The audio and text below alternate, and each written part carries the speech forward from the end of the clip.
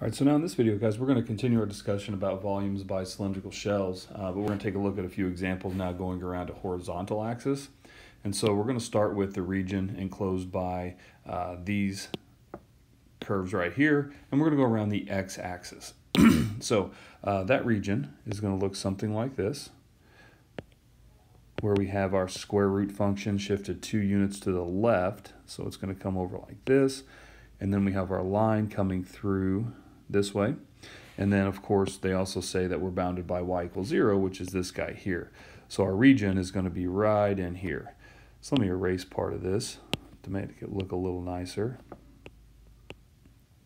Okay, so that's the part there that we're interested in. And of course we're going around again the x-axis, So for going around a horizontal axis, I'm going to go ahead and put in now a horizontal line.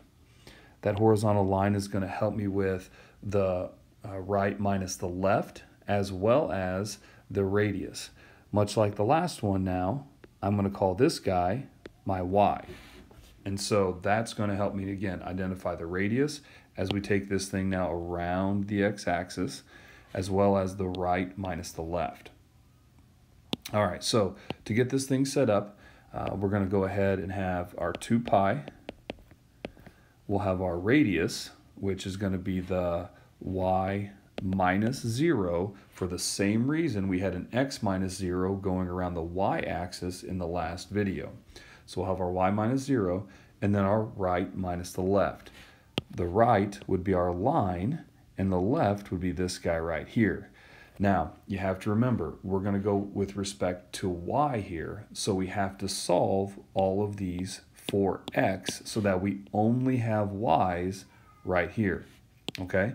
So the right would be our y value minus the left. So if I solve this thing right here for x, I'm going to get a y squared minus 2. Square both sides, subtract 2.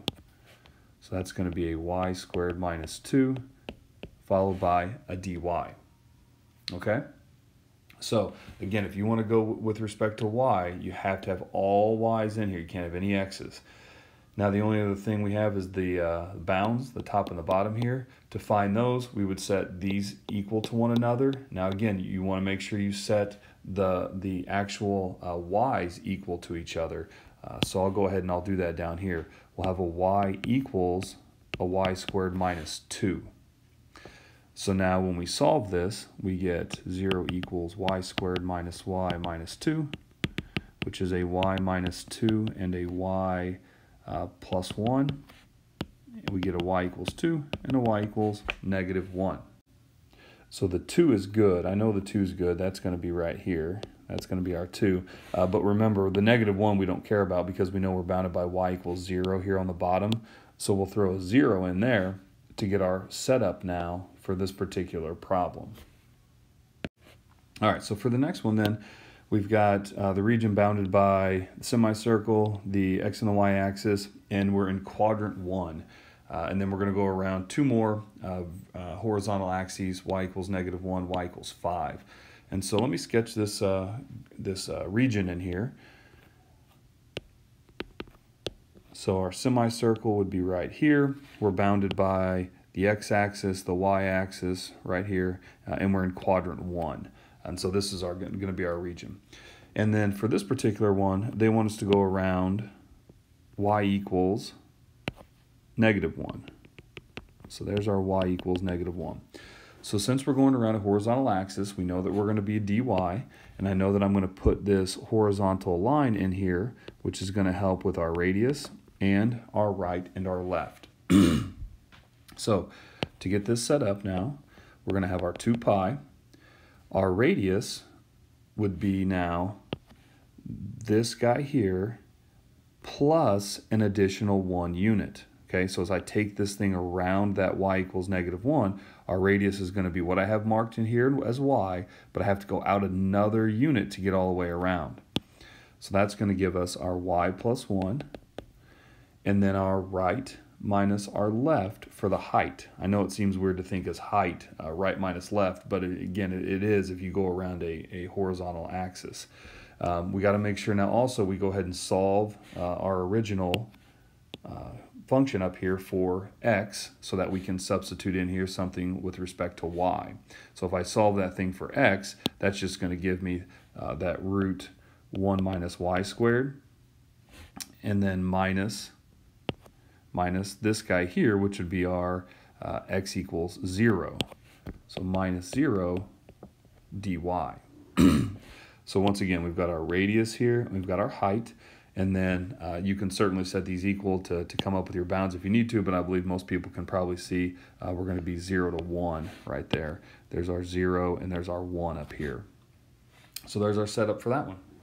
So then for the next one, we're going to do kind of the same thing, but we're now going to go around y equals 5.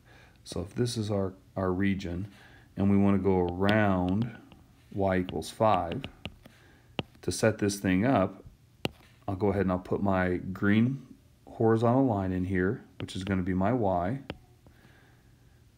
and then my volume is going to be the integral with our 2 pi.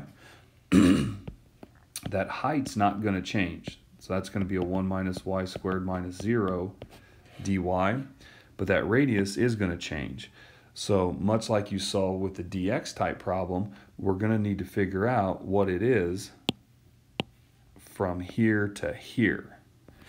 And so from there to there, we've got our 5, all the way from here down is 5, minus the y. That's going to leave us our red. So 5 minus the y is going to leave us with our actual radius there in red. So 5 minus y, going from 0 to 1 like last time.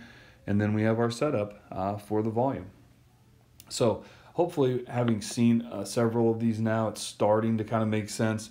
But if it's not, that's okay. Just remember, go back, review the resources you have in MML from your textbook and online. And hopefully, once you start to see, once you're able to visualize what it is you're actually doing with these shells, it does become a very, very easy process, because you're really not needing to do quite as much work as even the last method that we talked about, having now this additional radius and height separate from before.